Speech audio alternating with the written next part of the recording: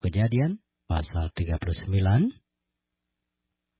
Adapun Yusuf telah dibawa ke Mesir, dan Potifar, seorang Mesir, pegawai istana Firaun, kepala pengawal raja, membeli dia dari tangan orang Ismail yang telah membawa dia ke situ. Tetapi Tuhan menyertai Yusuf, sehingga ia menjadi seorang yang selalu berhasil dalam pekerjaannya. Maka tinggallah ia di rumah tuannya orang Mesir itu. Setelah dilihat oleh tuannya bahwa Yusuf disertai Tuhan, dan bahwa Tuhan membuat berhasil segala sesuatu yang dikerjakannya, maka Yusuf mendapat kasih tuannya, dan ia boleh melayani dia. Kepada Yusuf diberikannya kuasa atas rumahnya, dan segala miliknya diserahkannya pada kekuasaan Yusuf. Sejak ia memberikan kuasa dalam rumahnya dan atas segala miliknya kepada Yusuf, Tuhan memberkati rumah orang Mesir itu karena Yusuf, sehingga berkat Tuhan ada atas segala miliknya, baik yang di rumah maupun yang di ladang. Segala miliknya diserahkannya pada kekuasaan Yusuf. Dan dengan bantuan Yusuf, ia tidak usah lagi mengatur apapun selain dari makanannya sendiri. Adapun Yusuf itu manis sikapnya dan elok parasnya.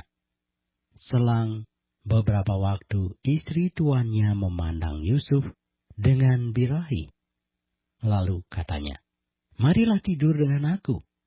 Tetapi Yusuf menolak dan berkata kepada istri tuannya itu, "Dengan bantuanku, tuanku itu tidak lagi mengatur apa yang ada di rumah ini, dan ia telah menyerahkan segala miliknya pada kekuasaanku.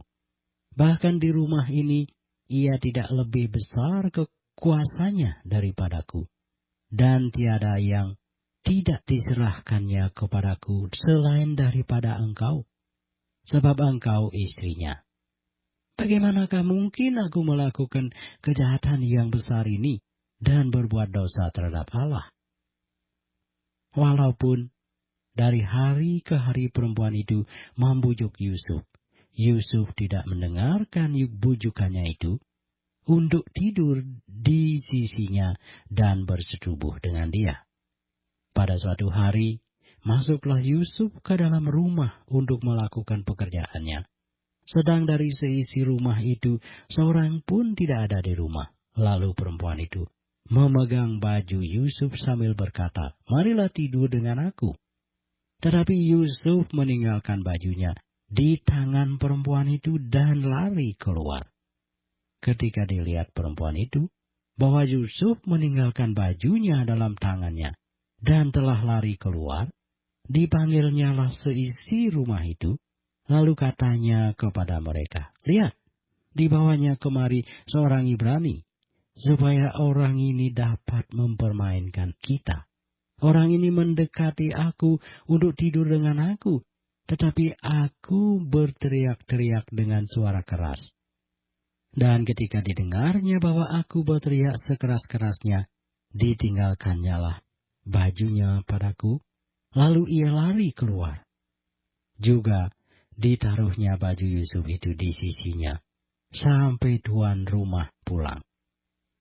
Perkataan itu jugalah yang diceritakan perempuan itu kepada Potifar, katanya, "Hama orang Ibrani yang kau bawa kemari itu datang kepadaku untuk mempermainkan aku.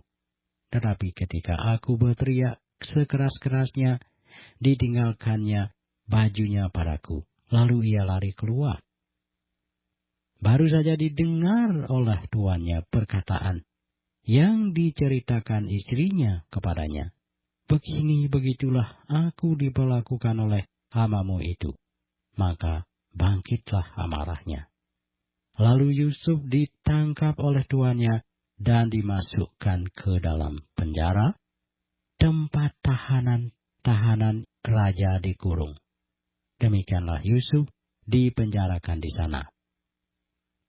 Tetapi Tuhan menyertai Yusuf dan melimpahkan kasih setianya kepadanya dan membuat Yusuf kesayangan bagi kepala penjara itu. Sebab itu, kepala penjara mempercayakan semua tahanan dalam penjara itu kepada Yusuf. Dan segala pekerjaan yang harus dilakukan di situ, dialah yang mengurusnya. Dan kepala penjara tidak mencampuri segala yang dipercayakannya kepada Yusuf, karena Tuhan menyertai dia, dan apa yang dikerjakannya dibuat Tuhan berhasil.